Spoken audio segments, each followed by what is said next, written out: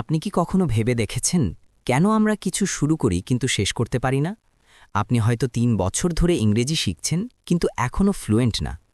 জিমে ভর্তি হয়েছেন ১ মাস আগে কিন্তু এখনও শরীর বদলায়নি দেখে কাল থেকে আর যাওয়ার ইচ্ছা করছে না। কোর্স কিনছেন কিন্তু ২টা ভিডিও দেখার পর আর আগাচ্ছেন না। মনে হচ্ছে সমস্যাটা আপনার। মনে হচ্ছে আপনার উইল পাওয়ার কম। না, সমস্যা আপনি নন, সমস্যা আপনার অ্যাপ্রোচ। আপনার জীবনে একটা ভিলেন আছে যে আপনাকে সামনে আগাতে দিচ্ছে না। এই ভিলেনটার নাম হল রেজাল্ট ওরিয়েন্টেড মাইন্ড বা ফলাফল কেন্দ্রিক মানসিকতা। এই ভিলেনটা আপনাকে সবসময় কানে কানে বলছে, এখনও তো হলো না, এখনও তো অনেক দেরি, তুমি আসলে কিছুই পারো না। কিন্তু আজকের ভিডিওতে আমরা একজন গাইডের সাথে পরিচিত হব। তার নাম থমাস টার্নার। তিনি তার বই দ্য প্র্যাকটিসিং মাইন্ডে এমন একটা প্ল্যান দিয়েছেন যেটা অলিম্পিক অ্যাথলিটস, সফল উদ্যোক্তা আর মাস্টার মিউজিশিয়ানরা ব্যবহার করেন। আজ আমরা দেখব কিভাবে এই ভিলেনকে হারিয়ে আপনি আপনার কাঙ্ক্ষিত সাকসেস বা সাফল্যে পৌঁছাবেন। যে কোনো ভালো গল্পের শুরুতে হিরো একটা সমস্যায় পড়ে। আপনার গল্পের সমস্যাটা হলো আপনি বর্তমানে যেখানে আছেন আর ভবিষ্যতে যেখানে যেতে চান, এই দুয়ের মাঝখানের গ্যাপ। যখন আপনি ইংরেজি শিখতে বসেন, আপনার মাথায় কি চলে? উফ, কবে যে আমি আমার বসের মতো স্মার্টলি কথা বলতে পারবো? যখন গিটার প্র্যাকটিস করেন, তখন কি ভাবেন? এই গানটা কবে যে পুরোপুরি বাজাতে পারবো? টমাস টার্নার বলছেন, এটাই সেই ফাঁদ। আপনি যখনই ভবিষ্যতের ফলাফলের দিকে তাকাচ্ছেন, তখনই বর্তমান মুহূর্তটা আপনার কাছে বিরক্তিকর বা বোরিং মনে হচ্ছে। এর ফলে ৩টে মারাত্মক ক্ষতি হচ্ছে। Failure stakes. ১. কনস্ট্যান্ট অ্যাংজাইটি, আপনি সবসময় অস্থির থাকছেন। ২. লস অফ জয়, কাজটা করে কোনো আনন্দ পাচ্ছেন না। আর যখন আনন্দ থাকে না, তখন আমরা কাজটা ছেড়ে দেই।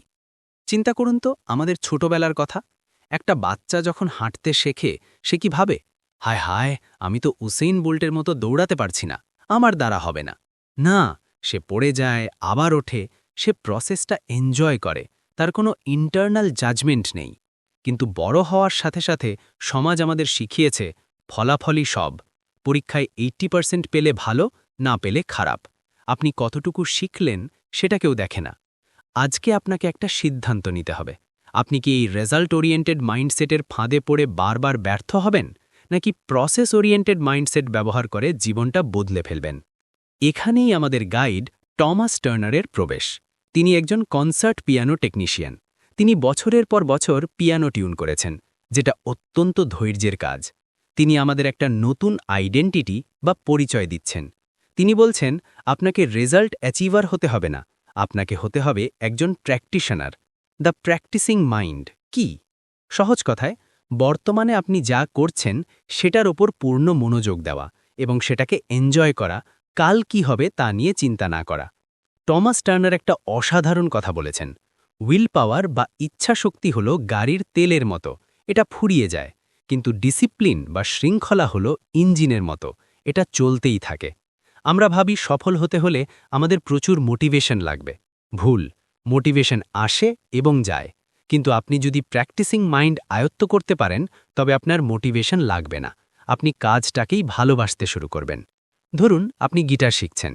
আগের চিন্তা, আজ ১ ঘন্টা প্র্যাকটিস করলাম কিন্তু এখনও তো গানটা বাজাতে পারছি না, ধুর। নতুন চিন্তা, প্র্যাকটিসিং মাইন্ড, আজ আমি গিটারের তারগুলো স্পর্শ করলাম, নতুন একটা কর্ড শিখলাম, এই ১ ঘন্টা আমি মিউজিকের সাথে ছিলাম, এটাই আমার জয়। যখন আপনি ফোকাসটা গন্তব্য থেকে সরিয়ে যাত্রা বা জার্নিতে নিয়ে আসেন, তখন ব্রেনের স্ট্রেস কমে যায়। আর স্ট্রেস কমলে আমরা দ্রুত শিখি। এটাই সেই সিক্রেট যেটা মাস্টাররা জানেন। এখন প্রশ্ন হলো, এই মাইন্ডসেট আমরা কিভাবে তৈরি করব? টমাস টার্নার আমাদের একটা ক্লিয়ার প্ল্যান দিয়েছেন। এটাকে বলা হয় ডক মেথড। আসুন আপনার সাফল্যের রোড ম্যাপটা দেখে নিই। Step 1, D equals to define, লক্ষ্য ঠিক করুন। শুধুমাত্র বড় গোল ঠিক করবেন না, যেমন আমি ইংরেজি শিখব, বরং প্রসেস গোল ঠিক করুন। যেমন আমি প্রতিদিন সকালে 15 মিনিট ইংরেজি পডকাস্ট শুনব। ব্যাস এটুকুই, এটা পরিমাপযোগ্য এবং সহজ।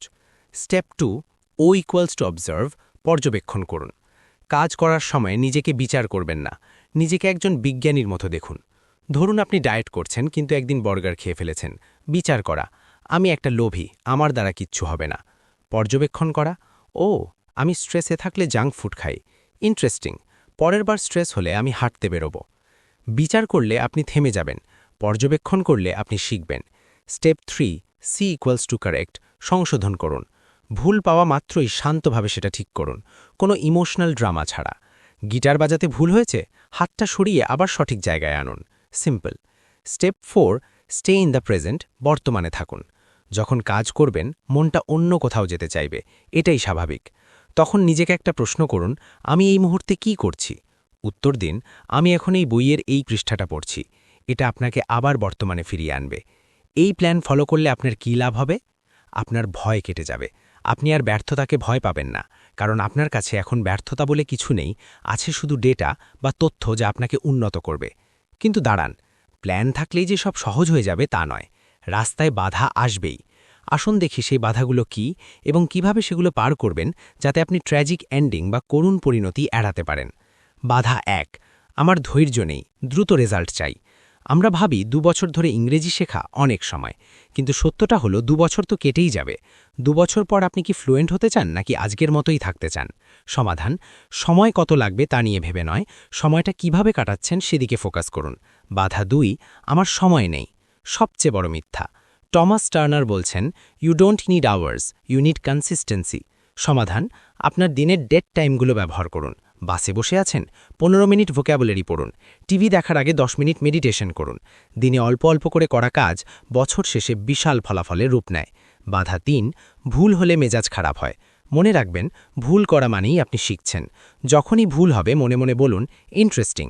ইন্টারেস্টিং, আমি এই শব্দটা বারবার ভুলে যাচ্ছি। এই একটা শব্দ আপনার বিরক্তিকে কৌতূহলে বদলে দেবে। আপনি যদি এই প্র্যাকটিসিং মাইন্ড আয়ত্ত করতে পারেন, তাহলে আপনার জীবন কেমন হবে? আসুন একটু কল্পনা করি। Imagine the success. এতদিন আপনি ছিলেন এমন একজন যে শুরু করে কিন্তু শেষ করে না, যে সবসময় উদ্বিগ্ন থাকে। কিন্তু এই বইয়ের টেকনিকগুলো অ্যাপ্লাই করার পর 1, আপনি ধৈর্যশীল হবেন, বড় কোনো লক্ষ্য দেখে আর ভয় পাবেন না। 2, আপনি ডিসিপ্লিনকে বোঝা মনে করবেন না, বরং এটাকে ফ্রিডম বা স্বাধীনতা হিসেবে দেখবেন, কারণ আপনি জানেন আজকের ডিসিপ্লিনই আপনাকে ভবিষ্যতে স্বাধীনতা দেবে। 3, আপনি প্রসেসটা এনজয় করবেন। ইংরেজি শেখা, জিমে যাওয়া বা নতুন স্কিল শেখা, এগুলো আর কাজ মনে হবে না, এগুলো আপনার জীবনের আনন্দের অংশ হয়ে যাবে। সবচেয়ে বড় কথা, আপনি এমন একজন মানুষে পরিণত হবেন যিনি জানেন যে success is not a destination, it's a way of living. সাফল্য কোনো গন্তব্য নয়, সাফল্য হলো প্রতিদিনের জীবনযাপনের ধরন। টমাস টার্নারের দ্য প্র্যাকটিসিং মাইন্ড আমাদের শেখায় যে জীবনটা কোনো দৌড় প্রতিযোগিতা নয়, এটা একটা আর্ট। আজ আপনাদের কাছে আমার একটা চ্যালেঞ্জ আছে, কল টু অ্যাকশন। আগামী 1 সপ্তাহের জন্য যে কোনো একটা ছোট কাজ বেছে নিন। হতে পারে সেটা 10 মিনিট বই পড়া বা 5 মিনিট মেডিটেশন। শর্ত হলো কোনো রেজাল্ট আশা করবেন না, শুধু ওই সময়টুকু এনজয় করবেন। নিজেকে বলুন, আমি এখন বই পড়ছি এবং এটাই আমার সাফল্য। ভিডিওটি যদি আপনার চিন্তাভাবনায় সামান্য পরিবর্তনও এনে থাকে, তাহলে লাইক বাটনে ক্লিক করুন। এতে আমরা বুঝব আপনি এই জার্নিতে আমাদের সাথে আছেন। আর কমেন্টে জানান আপনি জীবনের কোন ক্ষেত্রে এই প্র্যাকটিসিং মাইন্ড অ্যাপ্লাই করতে চান, ক্যারিয়ারে, স্বাস্থ্যে নাকি রিলেশনশিপে। চ্যানেলটি সাবস্ক্রাইব করে বেল আইকনটি ক্লিক করে রাখুন, কারণ আমরা প্রতি সপ্তাহে এমন সব বইয়ের সারাংশ নিয়ে আসি যা আপনাকে আপনার সেরা ভার্জনে পরিণত হতে সাহায্য করবে। মনে রাখবেন, প্রসেসে মনোযোগ দিন, ফলাফল এমনিতেই আসবে। দেখা হবে পরের ভিডিওতে।